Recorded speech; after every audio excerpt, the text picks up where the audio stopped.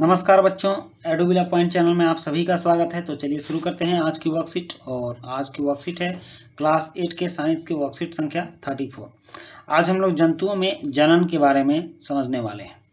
हम जानते हैं कि पाचन, परिसंचरण, पाचन का मतलब क्या होता है? जो भोजन हम खाते हैं उसको पचाना।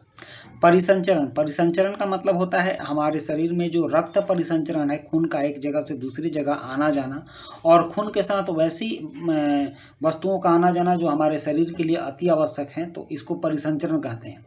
उसके बाद उत्सर्जन, उत्सर्जन का मतलब हुआ हमारे शरीर से अपशिष्ट पदार्थों का बाहर निकलना। और श्वसन मतलब जो हम सांस लेते हैं, सांसें आती हैं जाती हैं, इसको श्वसन बोलते हैं।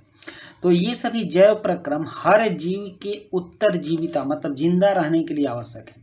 जिंदा रहने के लिए हमें क्या क्या चाहिए? तो पाचन, परिसंचरण, उत्सर्जन और श्वसन। लेकिन जनन का प्रक्रम जीवों की जाति की निरंतरता बनाने के लिए आवश्यक है। मतलब कि जीवों की जातियां इस धरती पर बनी रहें, कोई भी जीव समाप्त नहीं हो धरती पर से, इसके लिए जनन आवश्यक है। और जनन में क्या होता है कि हर जीव अपने जैसी एक संतति की उत्पत्ति करता है, बच्चे की उत्पत्ति करता है, जो कि इस जीवन की निरंतरता को बनाए रखता है। तो यह भी बहुत आवश्यक है, इसलिए आज हम लोग जनन के बारे में जानेंगे। लेकिन सोचो क्या होता यदि जीव जनन नहीं करते? तो क्या होता? आज के बाद फिर दोबारा मनुष्य नहीं होता, बिल्ली नहीं होती, कुत्ता नहीं होता, जानवर नहीं होता, कोई जीव अमर नहीं होते। जीव अमर नहीं होते, सबको मरना होता है। सभी जीवों का जीवन काल होता है। अपने जीवन काल का मतलब जीवन जीने का जो समय होता है वह फिक्स होता है, इतने ही दिन जीना है, जिसमें वे जन्म लेते हैं और मरते हैं। यह कैसे सुनिश्चित होता है कि प्रकृति में जीवन चलता रहे? प्रकृति में जीवन चलता रहे कैसे सुनिश्चित होता है? तो जीवन की निरंतरता के लिए कोई प्रक्रम तो होना चाहिए। वह क्रिया जो सभी जीवों को अपने जैसे जीव उत्पन्न करने में मदद करती है वह जनन कहलाती है। जनन की परिभाषा अगर कोई आपसे पूछे तो आप बोल सकते हैं कि वह क्रिया जो सभी जीवों को अपने जैसे जीव उत्पन्न करने में मदद करती है वह जनन कहलाती है। यह क्रिया न केवल मनुष्य बल्कि सभी जंतुओं, पेड़ पौधों और एकल कोश के मतलब वैसे जीव जो मात्र एक कोशिका के होते हैं उसके लिए भी आवश्यक है।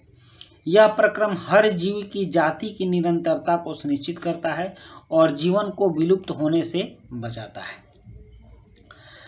एक आम का पेड़ आम के पेड़ से ही बनता है। हर बार बिल्ली के बच्चे को बिल्ली ही जन्म देती है। यह कोई फैक्ट्री में नहीं बनता, कहीं इसका उत्पादन नहीं होता है। आपने विभिन्न जंतुओं के बच्चों को देखा है। तालिका में दिए गए जंतुओं के बच्चों के नाम लिखकर इसे पूर्ण करें। यहाँ तालिका दी गई है, इसमें आपको जंतुओं के बच्चों को देखना है। जैसे यहाँ देखिए, हाथी का बच्चा, कंगारू का बच्चा, जिराफ का बच्चा, घोड़े का बच्चा, इस तरह से बहुत सारे जंतुओं के बच्चे को यहाँ दिखाया गया है। यहाँ भी कह रहा है कि तालिका में दिए गए जो जंतु हैं उनके बच्चों के नाम लिखिए। तो मनुष्य के बच्चा को हम लोग क्या कहते हैं? शिशु कहते हैं। और बिल्ली के बच्चा को बिलौटा बोलते हैं। क्या बोलते हैं? बिलौटा। बिल्ली के बच्चे को बिलौटा बोलते हैं। कुत्ता के बच्चे को क्या बोलते हैं? तो कुत्ते के बच्चे को पिल्ला बोलते हैं। इसको हम लोग लिखेंगे ऐसे, पिल्ला। उसके बाद तितली के बच्चे को प्यूपा बोलते हैं, प्यूपा। और मुर्गी के बच्चे को चुज्जा बोलते हैं। नेक्स्ट है कि गाय के बच्चे को क्या बोलते हैं? तो गाय के बच्चे को बछड़ा बोलते हैं, बछड़ा। और मेढक के बच्चे को टेडपोल बोलते हैं, टेडपोल। समझ गए? तो इस तरह से हम लोगों ने जाना कि जीवों के बच्चों को क्या बोला जाता है। अब है यहाँ जनन की विधियां। जनन की दो विधियां दी गई हैं, एक लैंगिक जनन और दूसरा अलैंगिक जनन। पादपों की तरह वस्तुओं में भी जनन की दो विधियां होती हैं, लैंगिक जनन और अलैंगिक जनन।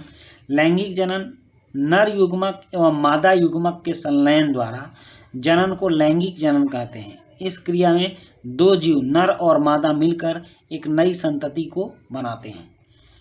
और अलैंगिक जनन, जनन का वह प्रकार जिसमें केवल एक ही जीव भाग लेता है, अलैंगिक जनन कहलाता है।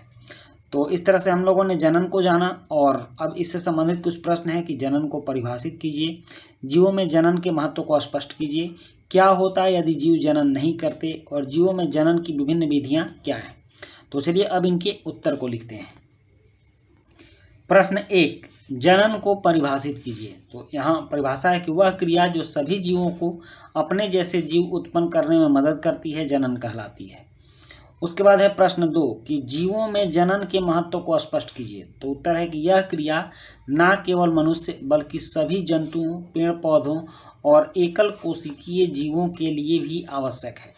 यह हर जीव की जाति की निरंतरता को सुनिश्चित करने के लिए आवश्यक है। यह जीवन को विलुप्त होने से बचाता है। उसका प्रश्न 3 है कि क्या होता है यदि जीव जनन नहीं करते, क्या होता यदि जीव जनन नहीं करते। तो उत्तर है कि यदि जीव जनन नहीं करते तो आबादी खत्म होती चली जाएगी। उसके बाद चौथा प्रश्न है कि जीवों में जनन की विभिन्न विधियां क्या हैं। तो जीवों में जनन की निम्नलिखित विधियां हैं। लैंगिक जनन, नर युग्मक और मादा युग्मक के संलयन द्वारा जनन को लैंगिक जनन कहते हैं। इस क्रिया में दो जीव नर और मादा मिलकर नई संतति को बनाते हैं। नेक्स्ट है इसके बाद अलैंगिक जनन, जनन का वह प्रकार जिसमें केवल एक ही जीव भाग लेता है अलैंगिक जनन कहलाता है। तो बच्चों ये थी आपकी आज की वर्कशीट, और आज की वर्कशीट कंप्लीट होती है। वीडियो अच्छी लगी हो तो लाइक, सब्सक्राइब, कमेंट जरूर कीजिएगा। मिलते हैं नेक्स्ट वीडियो में। Thank you.